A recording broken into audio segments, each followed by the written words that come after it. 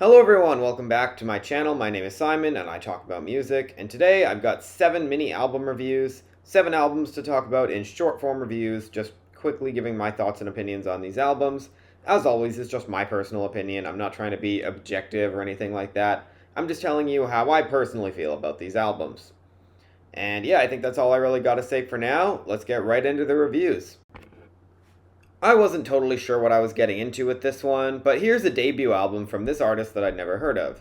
And it's been getting a decent amount of critical acclaim, but not a ton as far as I'm aware. And I saw some varying genre descriptions from hip hop to house to EDM and dance pop, and I thought I may as well give it a shot, especially because it's under a half hour, which makes for a pretty quick and easy review.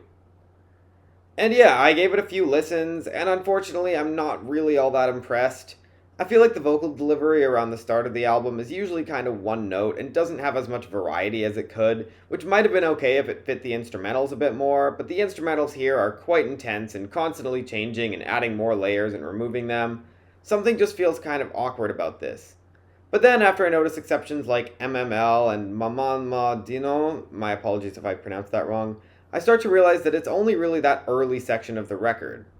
But still, a lot of the repetition can be a little bit much at points on this album, and while there are definitely some good moments like the melodic CØUR de Pirate, if I'm pronouncing that one correctly, which is easily one of my favorite tracks here and definitely one of the catchiest, the album just doesn't really come together into more than the sum of its parts. Now, I can't really comment a whole lot on the lyrics because most of them are in French and I personally don't know French, although I did read some translated versions, and it doesn't seem like the album is really fully about the lyrics as much as it is about the overall vibe and the music, although I could be wrong.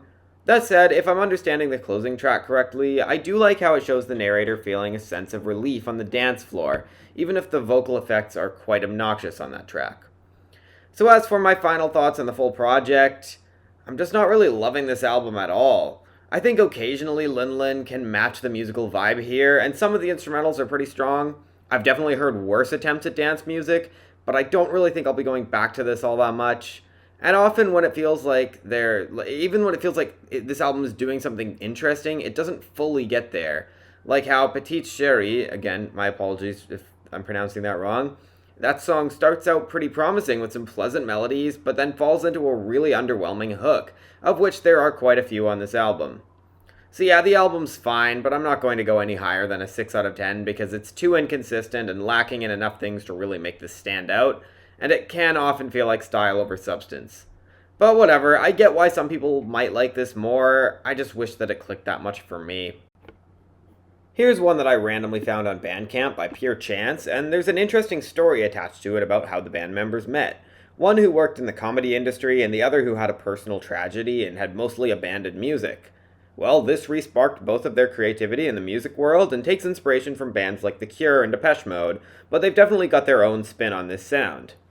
And it's a style of music that I can really like, but a lot of it depends on the execution, and here, well, let's start with the positives, including that I like the vocals and the overall personality this album brings in its musical and vocal delivery. The percussion brings some nice booming snares and fit this style quite well, and there's some solid guitar work too. The seeds of a really good album are here, so why do I feel so underwhelmed? Well, for one, there aren't really a whole lot of standout melodies or really strong hooks that would grab my attention, and beyond having an overall style that I quite like and pretty good execution of it, the songs themselves aren't really making me all that enthusiastic about the album. And I guess that brings me to talking about the lyrics, which do have some of the positives as well, which I haven't mentioned yet. And I'm having a bit of a hard time piecing together the lyrics, which isn't always a bad thing, but sometimes the writing style here something about the writing style here just doesn't totally work for me, or sometimes it feels like it comes across as maybe feeling a bit overly random in its metaphors, at least in the first half of the album, even though there might be a lot more to it than I realize. I'm honestly not totally sure, so I'm not saying that it's like pretentious or anything, I'm just saying a lot of it feels a little bit like, I don't know, it just feels a bit like overly, I don't know how to describe it. Like maybe they're trying a little bit too hard to like make it quirky or something like that. It's kind of hard to put into words. But all of this said, I do find some moments interesting, like Worst Should Happen with its line, if the worst should happen, it's just going to happen, and its way of approaching the topic of not worrying too much about worst case scenarios. Or I could also point out Hate It, where a line like, "Your problem is you let yourself think you deserve this," leaves multiple interpretations for the listener to make about the character of whoever you is and what they think they deserve. And toward the end of the album, there seems to be themes of somebody running away from something, where the whole thing comes to a close on the chilling lyrics of the final song, which I'm not entirely sure what it's about, but it's definitely haunting. I just wish I liked the song itself more. And speaking of which, then there's the production on this album, which I just don't think totally flatters the album. Yeah, I like a lot of the instrumentation that they use, but in the final product, it often sounds disjointed and keeps this from having as much musical impact as it could.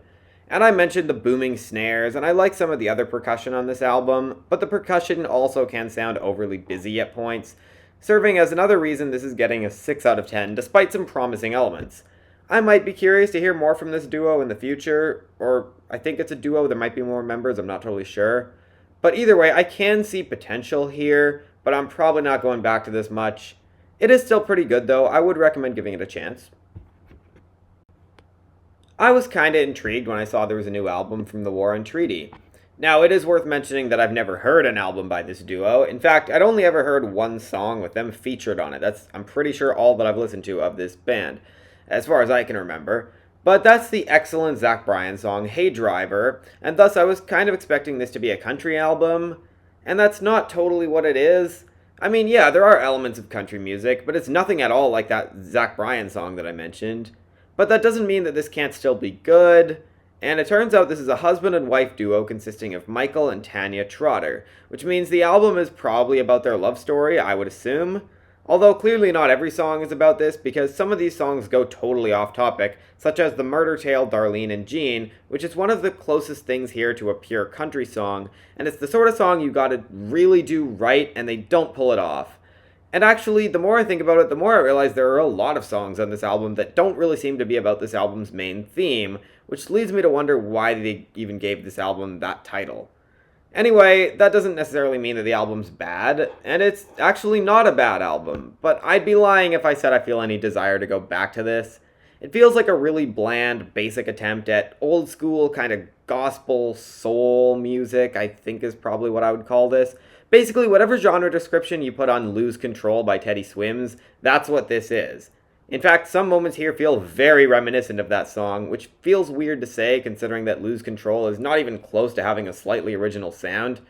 And I will say, I do find it kind of funny how the opening track on this album introduces this style of music that's present throughout this album, which sounds very old school and classic, and yet they're talking about getting litty. It doesn't really work if you ask me, but I do find it a little hilarious. But anyway, a lot of this album just feels pretty boring. And it's not the worst kind of boring ever, because I can admire the impressive, grand instrumentation, even if it's not totally my thing. And some of the vocals are pretty impressive, leading to an album that might be considered by many to be technically very good, but I'm just not all that interested in it. After a couple listens all the way through, I don't really see myself going back to it at all, and I'll be honest and say I kind of expected more. But unfortunately, I'm left giving this a 6 out of 10, which isn't a negative rating. Again, it's not bad, just underwhelming. This is what I'd probably call an electronic metal album, and it's largely based on a dystopian future visualized by the band, where all the horrifying things happening now could be leading toward it. And when I say visualized, I don't mean like in a, oh, this is what we want kind of way. I mean more like they're kind of being afraid of this. And I'll admit that some of the lyrics here are kind of haunting, like on Born Prey, which seems to be about someone who's been shaped by society and their life circumstance to become violent. Or to quote the song directly, "War is all I can become." But I'm sorry, I don't find this nearly as gripping as I think the band probably thinks it is.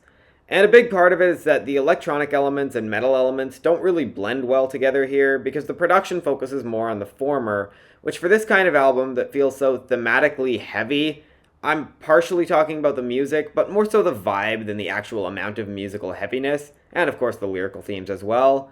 It just doesn't make a lot of sense, where I'd rather the emphasis be on the metal elements. And also, I just don't find the lyrics super compelling, even if there is the occasional striking moment. The majority of it just feels like filler and like stuff that I've heard before a million times. Also, a bit of a side note, but I do find it kind of awkward how on an album this serious, they end up being unintentionally laughable on A Love So Pure, with the part of the song that's like, "Die, die, die." But the main issue I have here is that they don't really bring all these musical passages and lyrics together to really make a compelling story or musical experience. It just feels really underwhelming, and even in its stronger moments, I can't really say it's for me. I'll give it a very light 6 out of 10 because there are occasionally moments that feel a bit more interesting, either musically or lyrically, and I don't find much of this actively annoying or anything, but I would not recommend setting your expectations too high, and honestly, you're probably not missing out on much if you just decide to skip over this. So here's a new album by a band that I'd never heard of before, and it's basically instrumental surf rock, which isn't really a genre I'd thought about that much, but it's definitely a genre that I've heard of before, even if I never really thought about giving it a name. And this isn't really an album that gives me much to say, nor do I think it's really meant to. It's a really enjoyable, breezy listen for the summer, and it's full of really fun grooves with nice guitar solos that, on repeated listens, will probably get stuck in my head a lot, if I do keep returning to this. And it's got pretty good production, too. It might not sound the most technically perfect of any instrumental rock album, but for this style of surf rock, I think it fits perfectly, with a slightly fuzzy sound that gives this more filth in the best way, and the crisp drums are perfect for this vibe. Again, I don't think it's an album designed for deep analysis, and there are some moments that feel a little lacking, where the grooves and melodies just sort of clash together in a weird way that feels like it's unnecessary and doesn't really add much to the bigger picture. And I'm not sure it's got a whole lot of individual tracks that really pop off that much in the grander scheme of things. So as a whole, I'm on the fence about whether or not this is great. It's one that I'm going to plan to revisit, but how much I'll actually do so is to be determined. Still, I had fun listening to it, and I'll give it a very light 8 out of 10 because I think it does what it's trying to do really damn well. This will be the shortest review in this video, and it's an album that I found on Bandcamp that could probably be described as post-rock or something in that vein. And it's only 3 tracks, but each one is quite long. It's all instrumental, and the first track starts out kind of boring with all the repetition, not really working for me, but it eventually ends up building into more, and it's more interesting at that point. Then the second track is an eerie ambient piece and easily my favorite of the 3. Then the final track is by far the longest, and it kind of feels like it's got the same problem as the opener, except it doesn't really build to be as interesting, and it feels like the last track drags on way too long. And that's pretty much the album. Production-wise, it's mostly good, which makes this a decent enough album to get a 6 out of 10, and it does all come together as a whole better than you might expect, but I wish there were a little more to it. Still pretty good, just not an album I expect to be returning too much. So here's a collaborative album between rapper Shole and producer DJ Haram, the latter of whom I know I'd heard of, but I couldn't figure out why. So then I looked her up and saw that she's done production for Billy Woods, Elucid, and their duo Arm & Hammer, all on albums that I've listened to and reviewed. Now, I hadn't heard of Shole, and I will give this the asterisk of not having published lyrics anywhere that I could find, and it's only sometimes easy for me to hear what she's saying, so I am mainly reviewing this based on the sound and delivery. And Shole has pretty good flows and really brings a lot of energy to some of these tracks, which have pretty solid instrumentals and beats too. It's a strong collaborative effort that I think has a lot going for it. Now, it's also worth mentioning this album is under a half hour long, which would often be a good thing for replayability, but with only one song reaching the 3.5 minute mark, it brings up the question for me, could this have been significantly more interesting if the songs were extended a bit more to really explore more beat switches or unexpected changes in delivery? There's a decent amount of variety on this album that makes it feel like it should be feeling more innovative or unique, but it kind of feels a little bit underwhelming as a whole, not in that it's bad or anything, just that it's not quite clicking as a full project as much as it could have.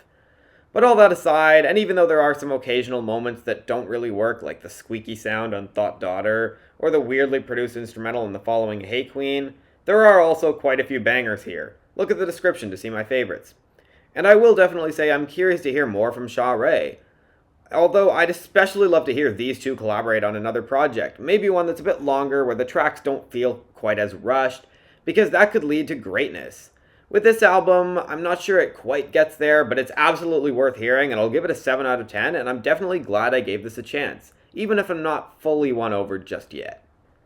Alright, and that does it for this one. Thank you so much for watching. Feel free to let me know in the comment section what you thought of these albums, and or what you thought of my review. And, some of the smaller artists on here that are, not as well known, I do hope that I can, create more exposure to those albums, even if they're not always ones that I really love. I mean, I know I don't have that many views on my YouTube videos usually, but still, could potentially help give some of these albums more attention. Again, it's just my personal opinion on all of these albums. And yeah, I think that's all I really got to say for now. I am planning quite a few individual album reviews, hopefully soon. I'm not sure when exactly they'll be published, but I'm going to try to get as many of them out as I can over the next week or 2 weeks. Again, I don't know how many of them will actually get published. Maybe none of them will. Who knows? It could be a while before I'm actually able to upload any individual album reviews, but I'm going to try. Thank you so much for watching. I will be back soon with more music commentary.